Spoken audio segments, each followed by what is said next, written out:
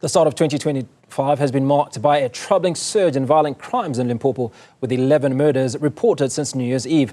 Most of these incidents stem from domestic disputes. We're now joined by Limpopo Police spokesperson Colonel Malesela Ledwaba to unpack these alarming statistics and the police's response. Colonel Ledwaba, I appreciate your time, sir. Now, what are the underlying factors contributing to the surge in violent crimes reported in Limpopo over this very short period?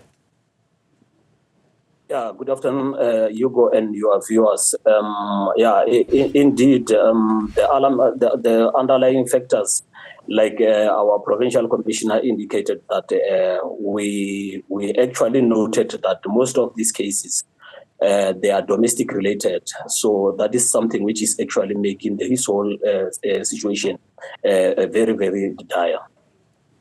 I suppose what's worrisome is that it's not just about violence on its own. I mean, even that is not justified, but the fact that people are killing their partners in the process. What is the source of this violence, or the cause of such drastic measures when there are disputes? Yeah, although obviously this matters for now, they are under investigation, but experience has actually taught us that in most of these cases, you would find that you are expecting that these are the very people who are supposed to be, protecting each other. And then more than anything, most of the time they are together. So it becomes very, very difficult for one to actually, foresee that this kind of a situation will actually result in one losing one's life. But more than anything, we hence our provincial commissioner and the management, they are actually appealing to, people in relationships to say that if they realize that they are experiencing some kind of challenges, it is very important that you immediately seek some kind of advice before you wait and then the situation is getting out of hand. And if you personally you are actually involved, and then perhaps you are not keen to take action, it is also advisable that people around you also take action to inform the relevant authorities to look into the danger which is actually imminent. Colonel Ledwaba, what specific steps have been taken to apprehend these suspects in the cases that you've talked about, and how many of them remain at large, or if any have been apprehended at this point? Yeah, in terms of the arrest, in all the 11 cases, it's safe to say that we initially arrested 7, and then later on we arrested 2 more, meaning that the only 2 cases are still having suspects who are actually outstanding. One such case it's one in Limpopo, where actually this victim was killed in a mob justice-related incident. And another incident, it actually happened in Toando, where a security guard who was on duty was attacked by thugs. So for now, we haven't yet arrested.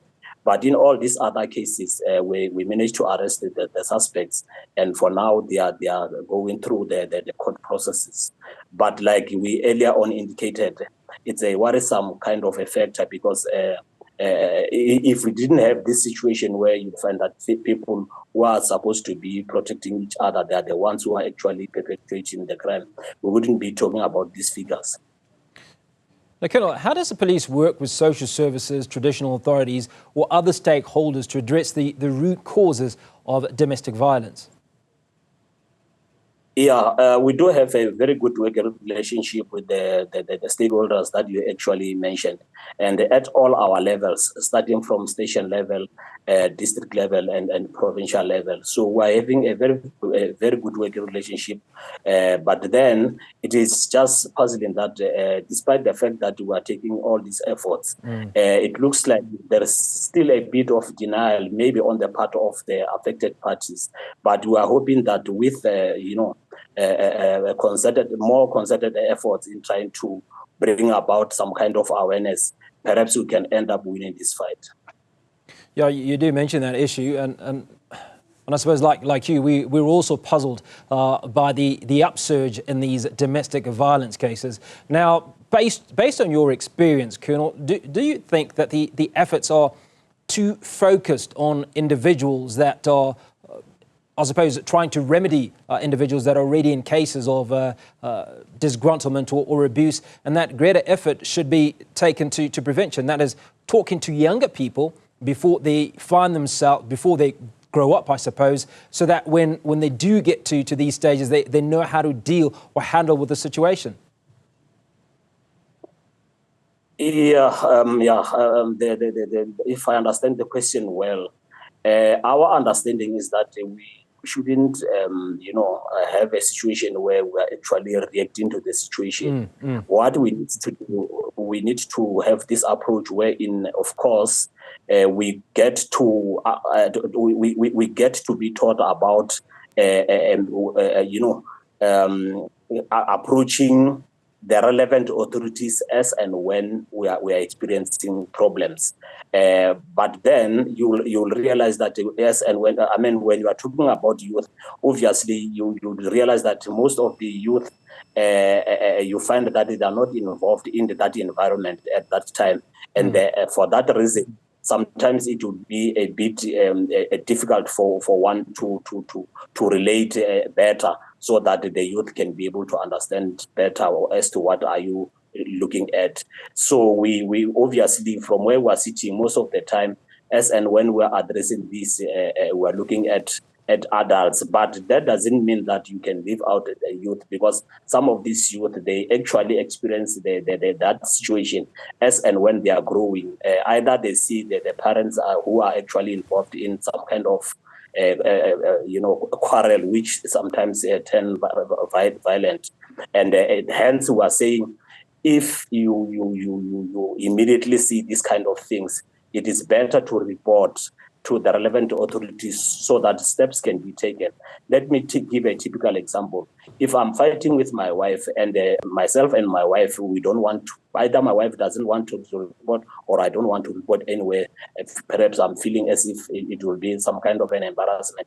Any other person who notices that kind of behavior, it is important to report it to the next, to the neighbor or to the next authority, in order for steps to be taken in advance, with a view to prevent what potentially can end up being some kind of unintended consequences or results. Colonel Ledwaba, before we let you go, two issues I'd like you to address. And one of those issues is the often spoken about issue where women particularly walk into police stations to press charges or report domestic violence of some sort. And more often than not, the question that stems, or the question that comes up is, why did he hit you, or why did he attack you, as opposed to offering some type of support. How do you currently deal with those situations? Do you have those problems in Limpopo? And the second question, Colonel, speaks to the issue of Vigilantism, if you will, where these individuals are taking matters into their own hands, groupings of individuals within this community, as you described, where they decide that, okay, let's take the law into our own hands and mete out punishment to some of these individuals accused of such cases. Okay, to answer your first question, it is true that we do have programs wherein particularly, which is aimed at addressing the challenges of GBV-related issues. So, for example, if a member is coming to report at a police station, that member is not treated like any other person. It's being taken to a separate area where he's getting, that some kind of confidentiality treatment, in order to gain trust from this person, in order for this person to open up and come up with the challenges that he or her that they are facing, so that at the end of the day, the intention is to resolve the problem, not necessarily to And coming back to the issue of mob justice, if I understood your question, the issue of mob justice, most of the time you'll realize that the people who are actually perpetrating mob justice, these are the people who are, I normally refer to them as faceless creatures or people, because normally they don't come out clear. All what they do, they go behind and they mobilize, and then when these kind of criminal activities are taking place, they are hiding and you'll never see their faces. And most of the time, they take advantage of their vulnerables.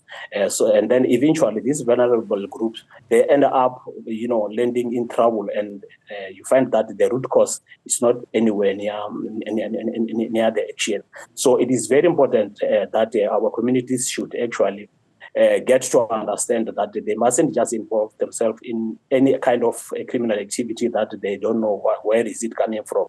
And more than anything, they all know for a fact that we do have justice system. We from time to time we are reporting about the arrests that we are actually carrying out, and then eventually the cases they end up in court. People are getting serious convictions and sentencing.